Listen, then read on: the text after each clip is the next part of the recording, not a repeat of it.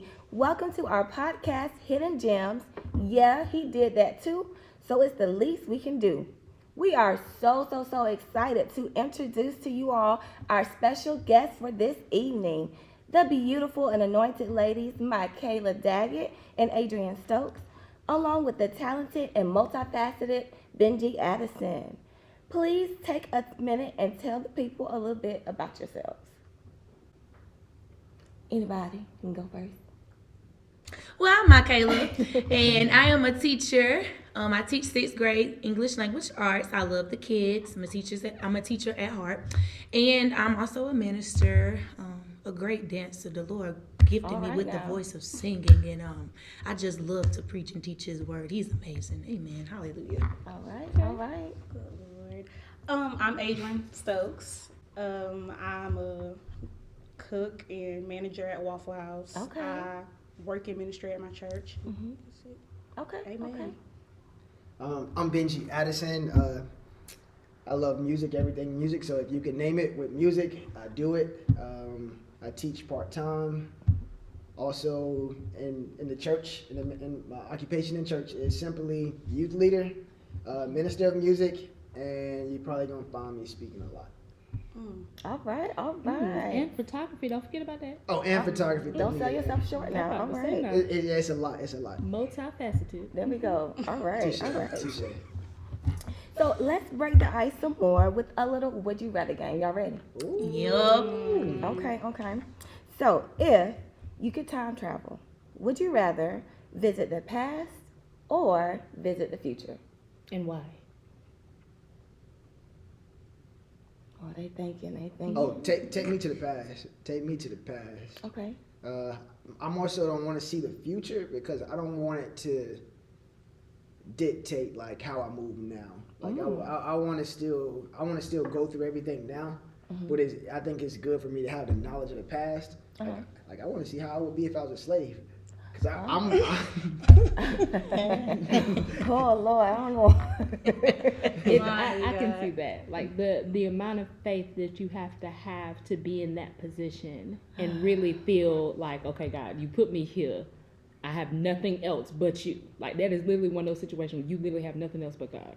Yeah. I can see that. Seeing if you can apply what we know now back then in those times, you know what I mean? Like how we are can persevere now. Can we apply that if we truly were back then? I can see That's it. all I think about. I don't know about that slave.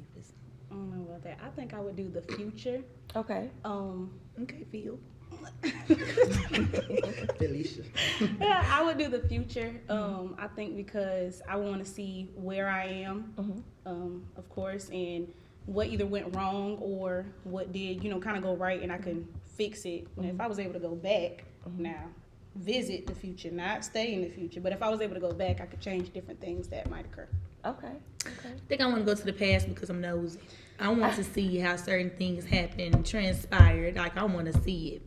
Every detail, intricate detail too. Like I want to know. I want to see it. I'm visual. I gotta see it. Okay. Like and to go even further, if we can go back and visit somebody from the Bible in the past, like I would love to talk to Jonah. Okay. I would love to know what was going on in his mind. Okay. And Wow. just really What questions would you ask him? What beef you had with Nineveh? Like, why were you beefing with Nineveh so hard? Like, that you really had to run. And what were your thoughts when you were in the belly of that big fish? How did it smell? How did it feel? I want to know, like, were you regretting your decisions when you were in there? Like, was your mouth open when you went in Were there other things in there with you when you were in there? Right. And then, why did you get mad at the tree? Like, I want to know that stuff. Yeah. Like, I really want to know. Okay. All You right. would interview if you go back. Good thoughts. I never thought about those things. So good thoughts. You would change stuff if you went to the future? Let's say I go to the future and I don't know, got one too many kids or something. I can't do it. You ain't never watched like TV when you time I never said I travel, had to see you myself. mess up stuff when you try to Interfere. when with you the try to past? interfere. I'm not going to Yeah. interfere like right then. I'm just going to see what the issue is. I got to go to a future place, see what the issue is, and then we come back and, okay, don't talk to this man of God. He's not the one. Don't do that. You know, I don't know. But but this is my take. Like, you cannot build character just just avoiding.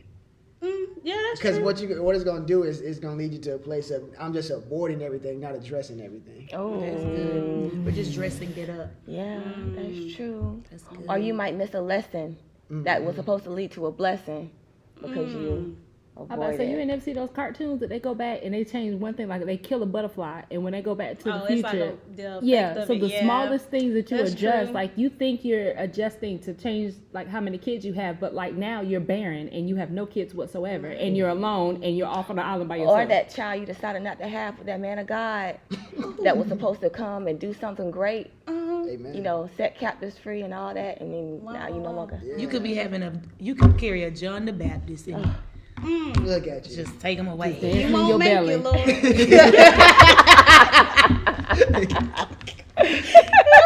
Don't make it. God. That's okay. Redo. You want to change your answer? I don't. Okay. I love it. Stand on that one. She said, I changed my testimony. Give me a different one. I understand. I'm about to overcome differently. Okay. By the words of All these. right. Touche. So the question of the season is, what makes him worthy of our all? So we are now at the segment that we like to call our Storytime segment, where you each get to acknowledge and share a not so well known story or account of Jesus in the Bible that demonstrates his worthiness. Who wants to go first? All right. Mr. Yeah. Benji. Volunteered. So, the story I'm choosing is popular, but it's not popular. Okay. And I want to explain. Okay. So, it's Jesus wept. Simply, Jesus wept. So I was in a conversation with one of my friends, and they were talking about, just pushing through. Despite how you feel. Right. There's like, and they said, God said what He said. It's gonna be what it's gonna be. And so I just, I just get up. No matter how I feel, push through. And so I was hearing it, but only thing that kept going through my head was Jesus wept. Jesus wept. Jesus wept. And because so the story of Jesus wept, you had Lazarus who was dead, then you had Mary and Martha who was crying, and everybody, And so in that moment, Jesus had the answers. He knew He was going to raise Lazarus, Right. but He took the time to weep with them. Right. Because me, if you crying and I got the answer, I'm probably just going to raise him. Like if I know it's power in my hand, I'm probably raise up and you go ahead and stop crying. But Jesus, He had all the answers, but He still provided emotional support. He still cared about how we felt. He said your emotions are valid. Wow. And so Jesus wept. Like our emotions as individuals are valid, no matter if it's anger, sadness, disappointment, grief, whatever it is. It's all valid, and God truly cares about it. So Yeah. Jesus wept. Yeah. Oh, awesome. Short, sweet, and simple, and sometimes not looked into as deeply as you just analyze that. Wow. I love it. Ready for the next one? Yeah. Okay. So my story is popular, but it wasn't popular to me. Okay. Just put it like that. So growing up at church, you hear a lot of different stories, and for me personally, it just will breeze over my head. And so mine is when Peter stepped out on the water, and Jesus told him, "Come on." And is applicable for the season that I'm in currently, simply because I'm going through a lot of things, and the Lord has really been working with me on faith. Okay. Because in this season, I've been isolated because of what I'm going through. And it's like, it's not I put myself here isolation. It's a God said, sit over here type isolation. And so in this season, I've asked for immense faith. And now I'm in a place where I have to exercise it. And the thing that really stood out to me the most in Peter's step is because a lot of times we talk about taking a leap of faith, quantum leaps. But it's the step. It's so hard for me to take a step. And I'm talking about leaping. And so just watching how Peter stepped, he said, Lord, if it's you, bid me to come. They had that communication. So me and God, we really been communicating. And so now it's time for me to take action on our communication. And so in me taking action on communication, I have to take a step. Right. I have to step out of what I know, what I'm comfortable in this boat, and step out into what I don't know. Because the water can wave. Right. And so that's unfamiliar territory for me. Right. And in the wave, I still know he's there for me. Right. And so that's where I have comfort in the unknown. In the unknown, there's still comfort because he's there. He said in Hebrews, he'll never leave us nor forsake us. So he stands on his word. Right. Yes. You know what's interesting about it? Like when you was talking about what was comfortable, I would like to use another adjective and put what was safest. Because generally before we step, we are already uncomfortable where we at.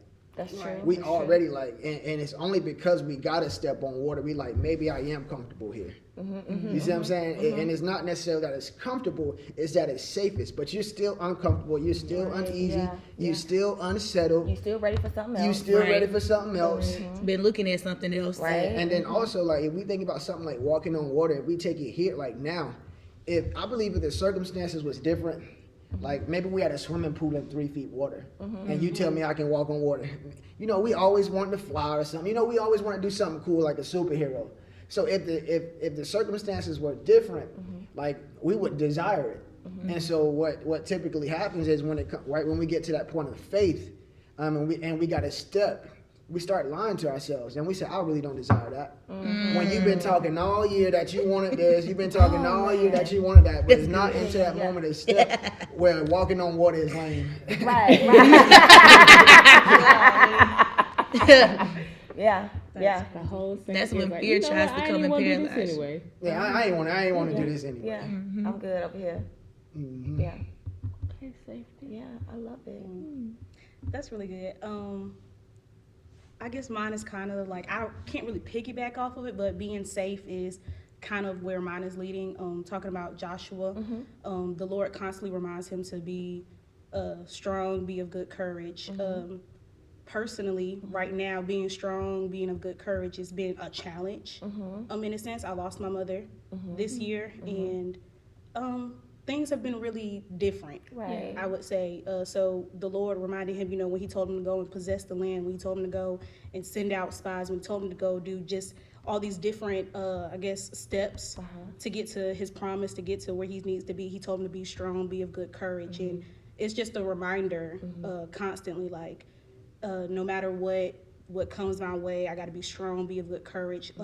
He says before that in Deuteronomy, let him know, like, I will never leave, I will never forsake you. So that alone it lets me know, like, even though I lost someone, I felt like the Lord had left me, had forsaken me, didn't hear me, didn't hear my prayers, that alone just lets me know, like, if he's the God who told us to do that back then, he's the God who, who will help us out now, who will let us know, like, it's okay, I got your back, type thing. So, And it might not have looked the way you wanted it to. Correct. But he's still going to.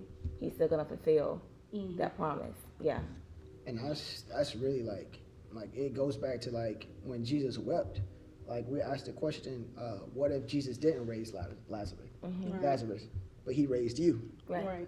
Generally, when we see stories like that in the Bible, like when you talk about Joshua, Moses was gone. Yeah. And God said, I raised you. And so generally in that moment of death, God is generally raising you. When somebody else, like when you see Elijah and Elisha, when somebody dies, God raises somebody else. Right. So God is always in the raising business. Right. That's good. Right. That's real good. Yeah. Mighty God, raise me, Lord. Ooh. Glory, hallelujah. That's good. And I feel like all accounts prove how he's worthy of it all. Absolutely. Yeah. Absolutely. Worthy of our all. Because he cares for us. He's always going to be there for us. And he's waiting for us to take that step just to show us. Yeah. Absolutely. And I commend you for, like, in the death of your mother, but still seeing that he is worthy. Yeah. Like, I can't even imagine still trying to see that Hard. and going through, like you said, Very Jesus wept, hard. and going through those Yeah. emotions of anger, and like, I prayed to you and I asked you not to, and like, you still stand on that. So that is That is strength. Yeah, and it's That is strength and inspirational. faith. It It's is. inspirational. It's going to reach so many people Yes. just from seeing that. Yeah, absolutely. Amen. All right, well, so now we have reached our one word wrap up. So to close us out, please tell us one word that you would like to share to encourage others to continue to give him our all and see his worthiness even on our darkest days and seasons. I don't know if it's a word, but I guess it's advice. Okay. Stay consistent in prayer. I would say that. Okay. Like I was sharing with the death of my mom, not staying consistent in prayer. I would say that not staying consistent in prayer will cause a downfall, and not just in your spirituality, not just your Christian walk, but in every area of life, not staying connected with the source. So I would say that's my word of encouragement. Stay consistent in prayer, because when you are in a dark time, prayer, I would say, it's the way out. Okay. I would say that. I love it. I love it. I'd say, don't be afraid to confront you, because when you're confronting who you are, you're giving God leeway to just really mold you. Oh, yeah. That's Yeah. good. There are certain bits and pieces of you that you have hidden in your heart. Ask him to uncover the hidden things, so he can raise some things up in you Yeah. and do what he really wants to do in Yeah. you. And you can fulfill the purpose and the will that he has for your life. It's not easy. You're going to see certain things as like, ugh, that's mucky, that's nasty. But God, I thank you for revealing it to me. Yeah. That's good. Yeah. I would say for me, if I would give a word about like why he is worthy, or some advice on it, I'll talk about me personally.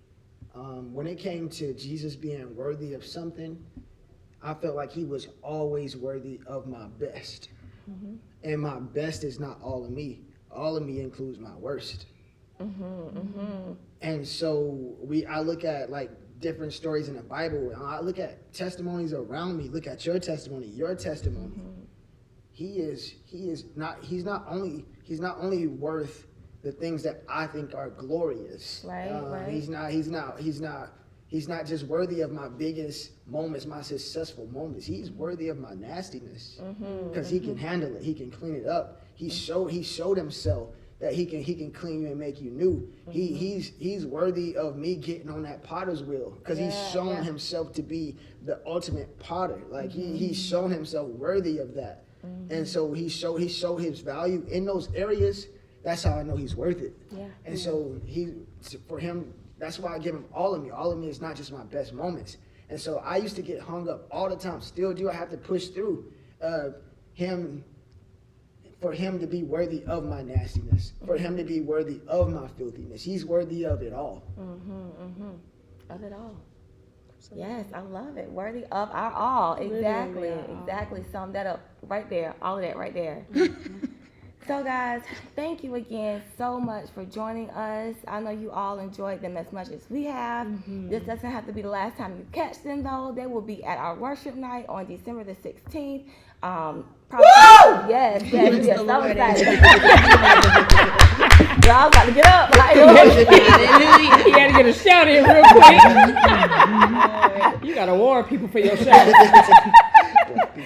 So make sure to meet us there on December the 16th at 6:30 p.m. at Old Storm Branch Baptist Church.